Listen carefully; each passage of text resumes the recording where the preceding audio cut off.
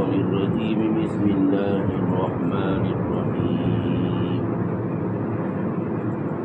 والذين يبيتون لربهم سجدا وقياما والذين يقولون ربنا اصرف عنا عذاب جهنم إن عذابها كان غراما إنها ساءت مستقرا ومقاما والذين إذا أنفقوا لم يسرفوا ولم يقتروا وكان بين ذلك قواما۔ رحمان کے بندوں یا شریف انسانوں کے اوصاف بیان کیے جا رہے ہیں۔ دو وصف کا بیان ہو چکا، ایک تو یہ کہ وہ زمین پر نرمی سے چلتے ہیں، اور دوسرے یہ کہ جب نادان اور جاہلوں سے ان کا سامنا ہوتا ہے تو وہ ان سے الجھتے نہیں ہیں بلکہ خاموشی کے ساتھ اپنے دامن کو بچاتے ہوئے اپنی زبان کی حفاظت کرتے ہوئے وہ گزر جاتے ہیں۔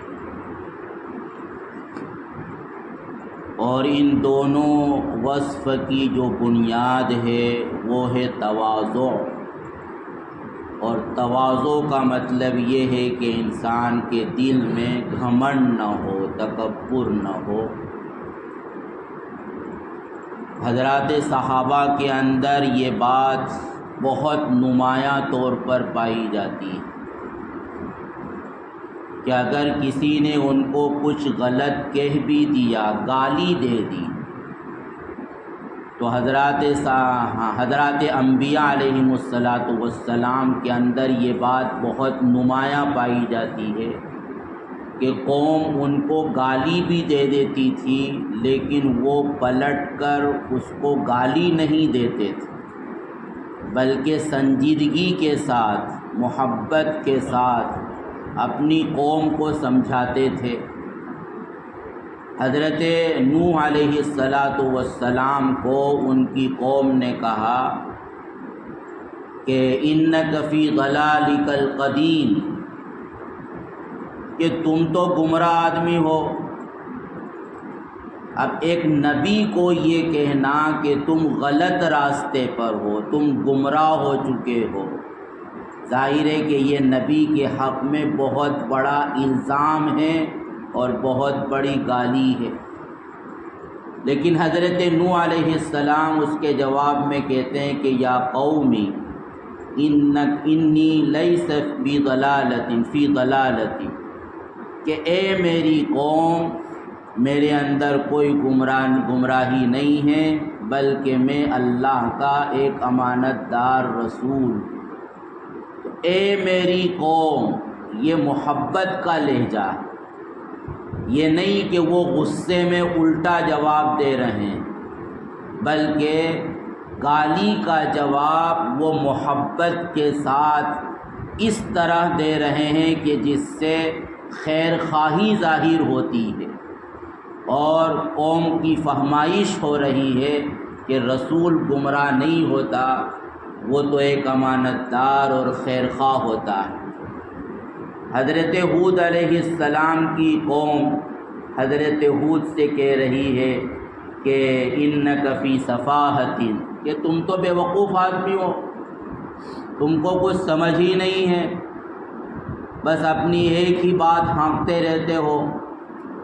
اب ظاہر ہے کہ یہ بہت سخت کلمہ ہے ایسے شخص کے حق میں کہ جو خیر خواہی کے لیے اپنی قوم کو سمجھانے کے لیے اپنے کلیجہ نکال کر رکھ دے اور پلٹ کر قوم اس کو یہ کہے کہ تم بے وقوف ہو، اناڑی ہو، دنیا کا تم کو کچھ پتہ ہی نہیں، ہر وقت ایک ہی بات کرتے رہتے ہو۔ لیکن حضرت ہود علیہ السلام نے پلٹ کر ان کو کوئی الٹا جواب نہیں دیا۔ حضرت ہود نے کہا کہ میری قوم، میرے اندر کوئی بے وقوفی نہیں، میں تو ایک اللہ کا رسول ہوں، تمہارے حق میں خیر خواہ ہوں، امانت دار ہوں۔ تو یہ انبیاء علیہم السلام کا شیوا ہوتا ہے کہ وہ جاہلوں سے الجھنے کے بجائے اگر موقع ہوتا ہے تو خیر خواہی کے ساتھ ان کو سمجھانے کی کوشش کرتے ہیں۔ اور اللہ کے رسول صلی اللہ علیہ وسلم کے تو کئی واقعات ایسے ہیں کہ آپ کے ساتھ گستاخی کی جا رہی ہے، آپ کی بے ادبی کی جا رہی ہے، لیکن آپ نے اس کا کوئی جواب نہیں دیا۔ صحابہ جواب دینے کے لیے اٹھتے ہیں، لپکتے ہیں، تو آپ صحابہ کو بھی خاموش کر دیتے ہیں کہ بیٹھ جاؤ۔ بہت سی مرتبہ ایسا ہوتا ہے کہ بڑا آدمی تو کچھ نہیں بولتا، لیکن اس کے آس پاس رہنے والے لوگ وہ بولتے ہیں، وہ جواب دیتے ہیں۔ تو نبی کریم صلی اللہ علیہ وسلم نہ تو خود جواب دیتے تھے بعض مرتبہ، اور نہ صحابہ کو جواب دینے کے لیے موقع دیتے تھے۔ ایک مرتبہ اللہ کے رسول صلی اللہ علیہ وسلم صحابہ کے درمیان مجلس تھی، مجلس ختم ہوئی، آپ گھر جانے لگے، حجرے میں داخل ہونے لگے، تو اتنے میں ایک دیہاتی آ گئے۔ دیہاتی لوگوں کے اندر سمجھ کم ہوتی ہے، وہ تہذیب شائستگی سے واقف نہیں ہوتے، ان کے اندر سلیقہ نہیں ہوتا ہے کہ کس طرح بات کرنا چاہیے، کس طرح سوال کرنا چاہیے۔ تو اللہ کے رسول صلی اللہ علیہ وسلم حجرے میں داخل ہو رہے تھے، تو ان دیہاتی نے اللہ کے رسول کی چادر پکڑ کر آپ کو کھینچا اپنی طرف کہ ادھر آؤ۔ اور صحابی کہتے ہیں، حضرت انس ابن مالک غالباً وہ راوی ہیں کہ اللہ کے رسول کی جو چادر تھی وہ کھردری تھی، تو چادر اتنی زور سے کھینچی کہ کھردری ہونے کی وجہ سے آپ کے گردن پر سرخ نشان پڑ گئے۔ تو یہ تو ہوا۔ پھر وہ دیہاتی کہنے لگا کہ میں اونٹ لے کر آیا ہوں، اس پر سامان لا دو، اور تم اپنے کوئی اپنا یا اپنے باپ کا سامان نہیں دے رہے ہو۔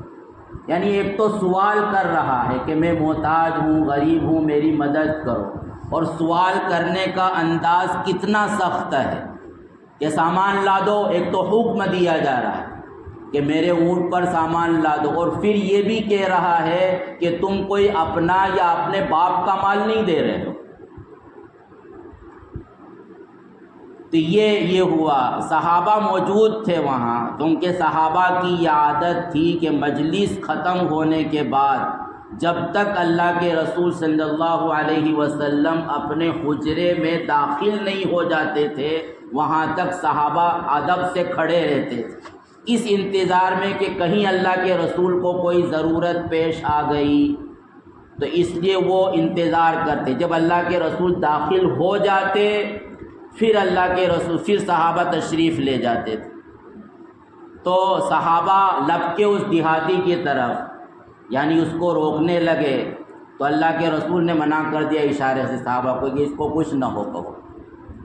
اور اللہ کے رسول نے پہلے تو ویسے ہی کہا کہ میں تم سے بدلہ لوں گا۔ انہوں نے پھر دیہاتی نے کیا جواب دیا؟ جواب دیا کہ میں بدلہ لینے نہیں دوں گا۔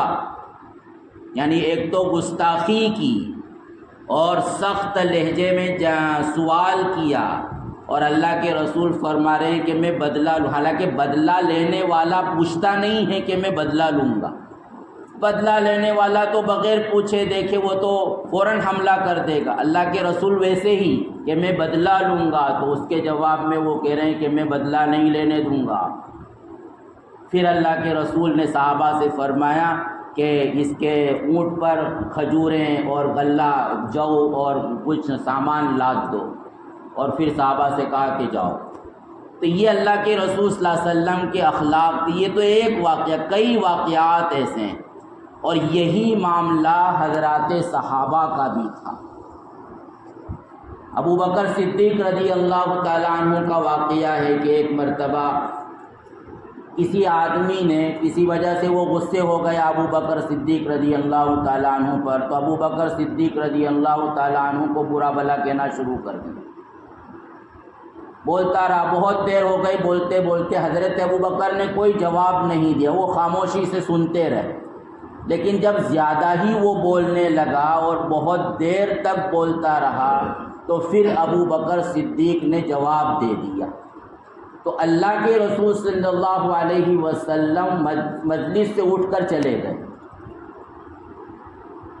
ابو بکر پریشان ہو گئے کہ ایسا لگتا ہے کہ اللہ کے رسول ناراض ہو گئے کہ میرے جواب دینے کے بعد اللہ کے رسول فوراً مجلس سے اٹھ گئے۔ تو ابو بکر نے پوچھا کہ اللہ کے رسول کیا بات ہے، آپ کیوں ناراض ہو گئے؟ نبی کریم صلی اللہ علیہ وسلم نے فرمایا کہ جب تک تم خاموش تھے، تم نے اس شخص کو کوئی جواب نہیں دیا تھا، تو اللہ کی طرف سے فرشتہ آیا تھا اور وہ تمہاری طرف سے جواب دے رہا تھا، لیکن جب تم نے جواب دے دیا تو فرشتہ چلا گیا، درمیان میں شیطان آ گیا۔ تو اب اس مجلس میں میں نہیں بیٹھ سکتا کہ جہاں شیطان موجود ہے۔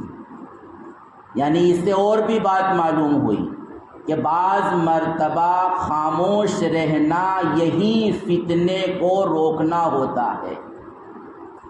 آدمی جب جواب دینے لگتا ہے تو پھر ادھر سے بھی پھر حملہ ہوتا ہے، پھر ادھر سے جواب، پھر ادھر سے حملہ، تو بات ختم ہونے کے بجائے بات بڑھ جاتی ہے۔ اور خاموش رہنے میں آدمی کب تک بولتا رہے گا، کب تک چیختا رہے گا؟ خود اس کو خاموش ہو جائے گا، وہ سمجھے گا کہ معلوم نہیں یہ گونگا ہے یا بہرا ہے، یہ تو سنتا نہیں، بولتا ہی نہیں، تو وہ خود شرمندہ ہوگا کہ میں خامخواہ چلا رہا ہوں، اس پر تو کوئی اثر ہی نہیں ہو رہا، تو خود شرمندہ ہو کر چلا جائے گا، بات ختم ہو جائے گی۔ عموماً ہمارے درمیان جو جھگڑے بڑھتے ہیں، میاں بیوی کے درمیان ہو، بھائی بہنوں کے درمیان ہو، بھائی بھائی کے درمیان ہو، پڑوسیوں کے درمیان، وہ کس وجہ سے کہ ایک شخص کسی وجہ سے غصے میں آ گیا اور غصے میں آ کر اس نے آپ کو کچھ بول دیا، تو وہاں مصلحت کیا ہوتی ہے، ادب کا تقاضا کیا ہے جو اس آیت میں ہم کو بیان کیا جا رہا ہے کہ تم خاموش ہو جاؤ، خاموش رہو۔ تو خاموش رہیں گے تو وہ کچھ بول بلا کر چلا جائے گا، بات ختم ہو جائے، لیکن اگر تم نے جواب دینا شروع کیا تو ظاہر ہے کہ پھر وہ اور جواب دے گا، پھر ادھر سے اور حملہ ہوگا، بات بڑھے گی دو شخصوں کے درمیان، تو پھر اس کا بھائی آئے گا، پھر اس کا بھائی آئے گا، پھر اس کا دوست آئے گا، اس کا دوست آئے گا، تو جو بات خاموش رہنے سے ختم ہو سکتی تھی وہ پھر بات بڑھ کر دو فرقوں کے درمیان لڑائی کا سبب بن جاتی ہے۔ بعض مرتبہ آدمی کہتا ہے کہ میرے سامنے تو کوئی بول نہیں سکتا، میں تو منہ پھٹ آدمی ہوں، میں تو فوراً جواب دے دیتا ہوں، یعنی اس کو وہ اپنا کمال سمجھ رہا ہے۔ آیت کریمہ حضرات انبیاء علیہ السلام کے احوال، صحابہ کے صفات ہمیں یہ بتلا رہے ہیں کہ یہ کوئی کمال نہیں ہے، یہ تمہارے اندر بہت بڑا عیب ہے کہ دوسرے کی بات کو سننے کا مزاج تمہارے اندر نہیں، برداشت کرنے کا مادہ تمہارے اندر نہیں، یہ کمال نہیں ہے، یہ عیب ہے، اس کی فکر کرنے کی ضرورت ہے کہ میں اپنی اصلاح کیسے کروں۔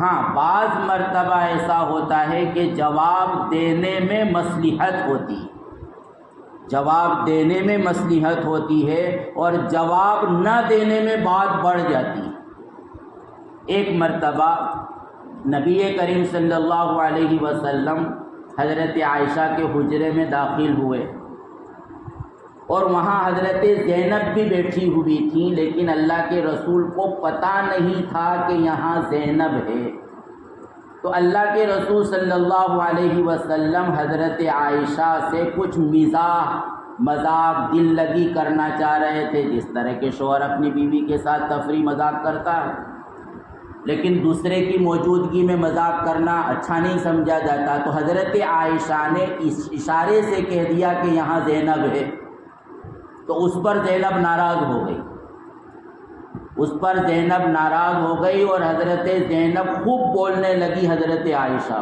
کہ یہ ایسی ہے اور ویسی ہے، اور خوب بولنے لگی۔ جب بہت دیر ہو گئی، حضرت عائشہ نے جواب نہیں دیا کچھ، جب بہت دیر ہو گئی تو نبی کریم صلی اللہ علیہ وسلم نے حضرت عائشہ سے کہا کہ تو جواب دے دے۔ جب حضرت عائشہ نے جواب دیا تو پھر حضرت زینب کو خاموش ہونا پڑا۔ تو مطلب یہ ہے کہ بعض مرتبہ جواب دینا وہ فتنے کے ختم ہونے کا سبب بنتا ہے، لیکن اکثر مرتبہ خاموش رہ جانا، برداشت کر لینا، اپنے جذبات کو قابو میں کر لینا، یہ فتنے کو ختم کرنے کا سبب بنتا ہے۔ اب یہ آدمی کی سمجھداری کا کام ہے کہ کہاں مجھے جواب دینا چاہیے، کہاں جواب نہیں دینا چاہیے۔ اس کو کہتے ہیں موقع اور مصلحت کی رعایت کرنا۔ آدمی کو کہاں سختی کرنا چاہیے، کہاں نرمی کرنا چاہیے، کہاں جواب دینا چاہیے، کہاں جواب دینے کے بجائے خاموشی اختیار کرنا چاہیے۔ یہ سب دوستو یہ دین کا حصہ، یہ قرآن بیان کر رہا ہے کہ یہ چیزیں ہمارے اندر ہونا چاہیے۔ اور قرآن زندہ کتاب ہے اور ہمیں آئینہ دکھاتا ہے وہ کہ دیکھو اس آئینے کے اندر اپنے آپ کو کہ ہم کون سی کیٹیگری میں داخل ہیں، کون سے لوگوں میں ہم داخل ہیں۔ ہمارا شمار ان لوگوں میں ہو رہا ہے کہ جن کی قرآن برائی بیان کر رہا ہے، یا ہمارا شمار ان لوگوں میں ہو رہا ہے کہ قرآن جن کی تعریف کر رہا ہے۔ قرآن پڑھنے سے ثواب ملتا ہے، لیکن وہ فقط پڑھنے اور ثواب حاصل کرنے کی کتاب نہیں ہے۔ قرآن اس لیے ہے کہ میں اپنے آپ کو اس میں تلاش کروں کہ قرآن مجھ سے کیا کہہ رہا ہے، میرے اندر کس برائی کی نشاندہی کر رہا ہے قرآن مجید، اور میری وہ کیا اصلاح کرنا چاہتا ہے۔ تو قرآن کو اسی حیثیت سے پڑھنا چاہیے۔ تو یہ دو باتیں بیان کی کہ وہ یعنی ان کے اندر اکڑ نہیں ہوتی، زمین پر وہ چلتے ہیں تو نرمی سے چلتے ہیں، اور جب کسی جاہل اور نادان سے سامنا ہوتا ہے تو خامخواہ ان سے الجھتے نہیں۔ اور ظاہر ہے کہ یہ دونوں باتیں یہ دین میں ہوتی ہیں، یعنی ملنا جلنا چلنا پھرنا یہ سب دین کے کام۔ تو اب یہ دن میں تو ان نیک بندوں کا، شریف لوگوں کا یہ حال، ان کی راتیں کیسے گزرتی ہیں۔ تو یہ تیسرا وصف بیان کیا کہ والذین یبیتون لربہم سجدا وقیاما۔ ایک اور بات یاد آ گئی اوپر کی مناسبت سے کہ بعض مرتبہ آدمی جواب نہیں دیتا، خاموش رہتا ہے، لیکن دل میں دشمنی پال لیتا ہے۔ اور بعض آدمی ایسے ہوتے ہیں کہ جو منہ پھٹ ہوتے ہیں، یعنی جواب تو دے دیتے ہیں لیکن دل کو صاف کر لیتے ہیں۔ تو اب یہاں دونوں میں اگر دیکھا جائے تو بظاہر تو خاموش رہنے والا اچھا ہے، لیکن خاموش رہنے کے باوجود جو اس نے دل میں نفرت پیدا کر لی، دشمنی پیدا کر لی، اس سے نفرت کرنے لگا، دل میں حسد کرنے لگا، تو یہ آدمی برا ہے۔ اس کے مقابلے میں وہ شخص کہ جو منہ پھٹ جواب تو دے دیتا ہے، اگرچہ وہ اچھی بات نہیں ہے، لیکن دوسری طرف اچھی بات یہ ہے کہ وہ اپنے دل کو صاف رکھے۔ کوئی آج بات آئی گئی ہو گئی، ختم ہو گیا، اپنے دل میں وہ لے کر نہیں بیٹھتا۔ اور یہ بھی بہت بڑی صفت ہے کہ آدمی اپنے دل میں کسی سے دشمنی نہ رکھے، بغض نہ رکھے، بلکہ اپنے دل کو ہر ایک سے صاف رکھے۔ نبی کریم صلی اللہ علیہ وسلم نے حضرت انس ابن مالک کو ایک مرتبہ نصیحت فرمائی کہ انس میری سنت ہے، اور عربی کا جو لفظ ہے سنتن نکرہ، تو اس کا مطلب ہوتا ہے کہ بہت بڑی سنت ہے، وہاں تنوین تعظیم کے لیے ہے کہ انس میری ایک سنت ہے اور وہ بہت بڑی سنت ہے، وہ یہ کہ اگر تجھ سے ہو سکے تو یہ کرنا کہ صبح ہو یا شام ہو، اس حال میں ہو کہ تیرے دل میں کسی کی دشمنی نہ ہو، یعنی اپنے دل کو لوگوں سے صاف رکھو، کسی سے بغض نہ رکھو، حسد نہ رکھو، کینہ نہ رکھو، اپنا دل صاف ہونا چاہیے۔ تو یہ بھی ایک بات ہے جو یاد اخبار آتی ہے۔ یہ ان کے دن کا حال بیان کیا گیا، ان کی راتیں کیسے گزرتی ہے شریف بندوں کی، عباد الرحمن کی۔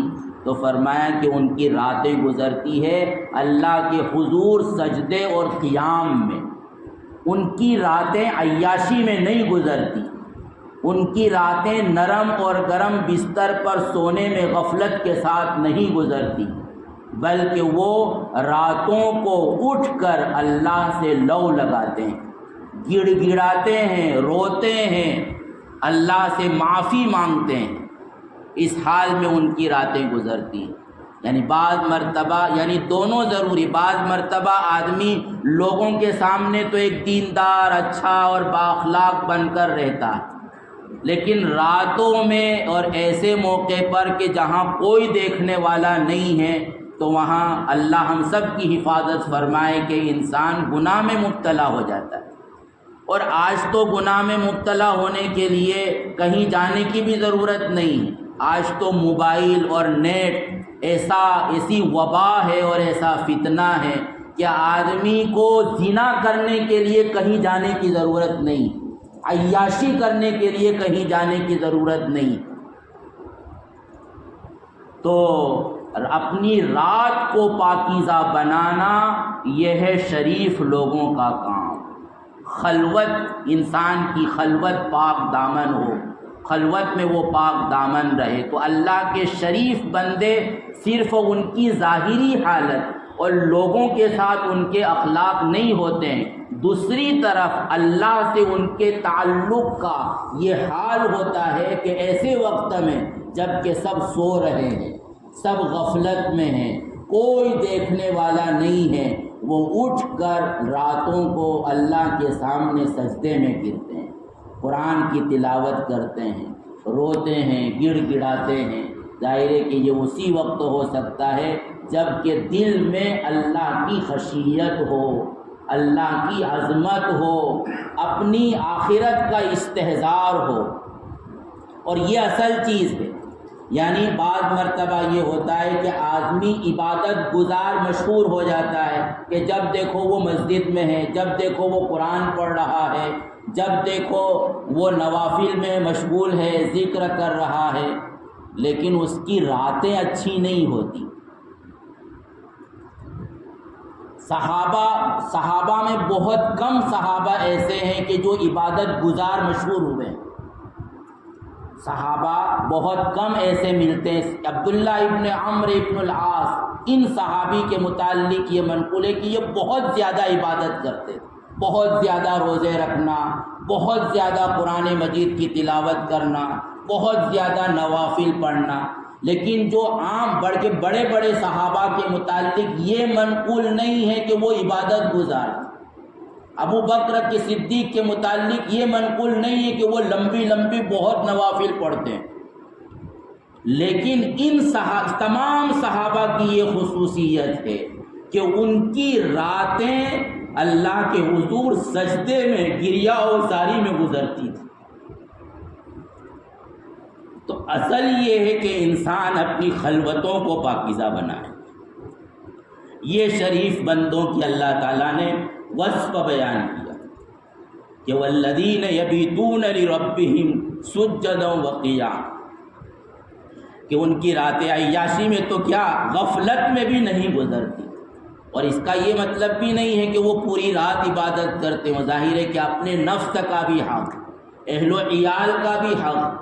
شریف آدمی کسی کا حق نہیں مارتا، وہ سب کے حقوق کو ادا کرتا ہے، لیکن اس کے ساتھ ساتھ اس کے اندر اللہ کا ایسا خوف ہوتا ہے، اللہ کی عظمت ایسی رچی بسی ہوئی ہوتی ہے کہ اس کو چین نہیں آتا جب تک کہ وہ اللہ کے حضور 2 رکعت پڑھ کر آنسو نہ بہائے۔ تو یہ ہے شریف بندوں کے اوصاف۔ اللہ تعالی ہم سب کو یہ اوصاف عطا فرمائے اور ہم سب کی ہر طرح کی برائیوں سے حفاظت فرمائے۔